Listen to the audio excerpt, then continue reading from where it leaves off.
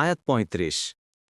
يوم يحمى عليها في نار جهنم فتكوى بها جباههم وجنوبهم وظهورهم هذا ما كنزتم لأنفسكم فذوقوا ما كنتم تكنزون অনুবাদ: যেদিন জাহান্নামের আগুনে সেগুলোকে উত্তপ্ত করা হবে এবং সেসব দিয়ে তাদের কপাল, পাঁজর আর পিঠে দাগ দেয়া হবে, বলা হবে, এগুলোই তা যা তোমরা নিজেদের জন্য পুঞ্জীভূত করতে।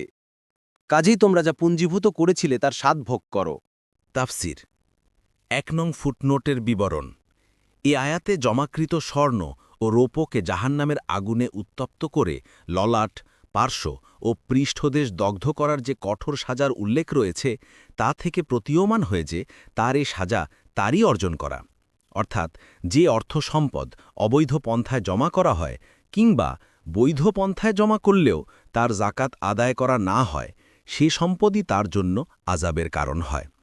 হাদিসে এসেছে, রাসূলুল্লাহ সাল্লাল্লাহু আলাইহি ওয়াসাল্লাম বলেছেন, যারা সম্পদ পুঞ্জীভূত করে রাখে তাদেরকে সেই জাহান্নামের উত্তপ্ত পাথরের ছ্যাঁকার সুসংবাদ দিন যা জাহান্নামের আগুনের দ্বারা দেয়া হবে, যা তাদের কারো স্তনের বোঁটার মধ্যে রাখা হবে, আর তা বের হবে দু কাঁধের উপরিভাগে, আর দু কাঁধের উপরিভাগে রাখা হবে যা স্তনের মোটার মধ্য দিয়ে বের হবে।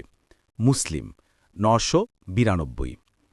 অন্য হাদিসে এসেছে, যে কোনো সোনার মালিক বা রূপার মালিক জাকাত প্রদান করবে না, কিয়ামতের দিন সেগুলো তার জন্য আগুনের পাত হিসেবে বানিয়ে নেওয়া হবে, তারপর সেগুলোকে জাহান্নামের আগুনে উত্তপ্ত করা হবে, তারপর তা দিয়ে তার কপাল, পাঁজর ও পিঠে ছ্যাঁকা দেয়া হবে। যখনই সেগুলো ঠান্ডা হবে আবার তা উত্তপ্ত করা হবে, এমন দিনে যার পরিমাণ হবে ৫০,০০০ বছর, যতক্ষণ না বান্দাদের মধ্যে বিচার ফয়সলা করা শেষ হবে।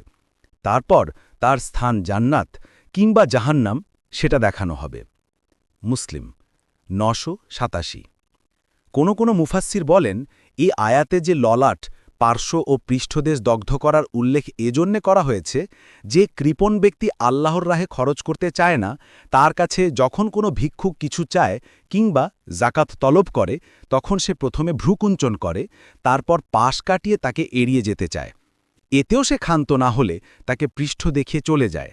এজন্যে বিশেষ করে এ ৩ অঙ্গে আযাব দানের উল্লেখ করা হয়েছে। কুরতুবী।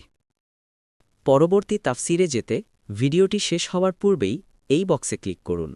ভয়েস বা উচ্চারণে অনিচ্ছাকৃত ত্রুটি ক্ষমাসুন্দর দৃষ্টিতে দেখবেন ইনশাআল্লাহ।